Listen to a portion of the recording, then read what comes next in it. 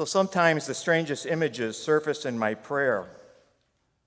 And as I prayed over today's gospel, I couldn't help but to see feet. All kinds of feet.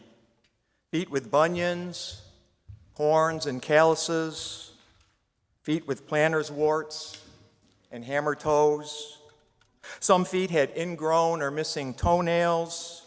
Others were cracked, flat, swollen. Even smelly. Simply put, I didn't just see feet. I saw a whole bunch of ugly feet. I think I saw all of our ugly feet. And that ugliness normally isn't a big deal because people typically don't get to see our feet. But when we decide to bring to life the loving act of compassionate service that Jesus modeled for us in our gospel today by washing each other's feet, well, now we have a problem. Because now we're faced with a bit of an awkward liturgical situation. I mean, having ugly feet is one thing, but letting someone get up close and personal with them, especially in church, is quite another. So it's no wonder that there's probably a lot of us here tonight, myself included, that don't particularly want to get their feet washed. Now, I remember a time at Transfiguration, and this was all the way back when Father Jerry Appleby was the pastor, where we actually didn't wash feet on Holy Thursday. We washed people's hands instead. It was quicker and easier to do. And we rationalized that in today's world with so many white-collar jobs and the increasing use of computers, it's our hands that do most of our daily work, not our feet. But most of all, we like the fact that everyone would come up to get their hands washed. Everyone participated because most people aren't embarrassed about how their hands look or how their hands smell. But our feet, well, that's a totally different story. Because even in our modern world, our feet still work hard. They constantly are moving hundreds of pounds, our body weight, in constant motion. And we don't have too many opportunities to wash them during the day. So we usually keep our feet buried under layers of clothing, under our shoes, our socks, or our stockings, where they're hidden from the world. And for many of us, we like it that way. We don't want anyone seeing our ugly feet. Which is why I always preferred the full participation of the hand washing rite over the reenactment of the gospel and the washing of people's feet. But as I've gotten older and wiser, I've come to believe that I'm wrong about that. Oh, I'm not wrong about fewer people coming up to get their feet washed. That's inevitable. I know that's going to happen. But what I'm wrong about is not realizing just how powerful this foot washing rite can be. And its power doesn't lie in how closely it models the gospel.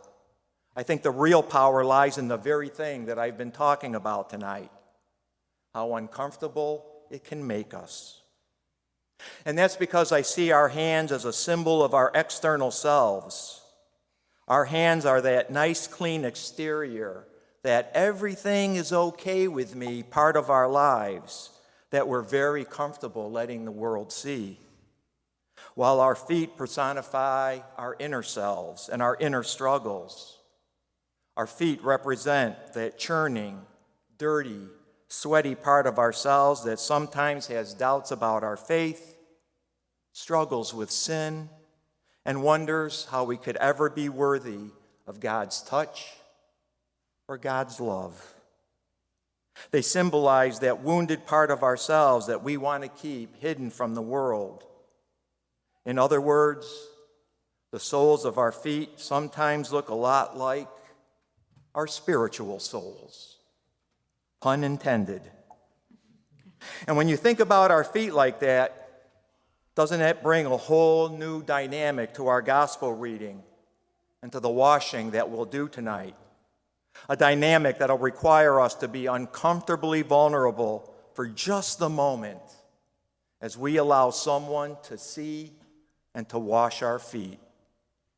Someone who will expose a bit of our hidden brokenness to, just as the disciples did with Jesus. But it's a vulnerability that might teach us something. Because with it, we'll share in the awkwardness that Peter must have felt when he exclaimed to Jesus, "You'll never wash my feet." It'll also help us better appreciate Jesus' response, where he in essence said, "Unless I wash you, you won't understand."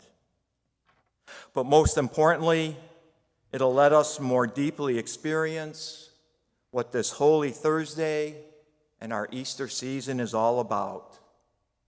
The great love that Jesus has for each and every one of us, no matter how ugly or dirty or smelly that we may think we are on the inside.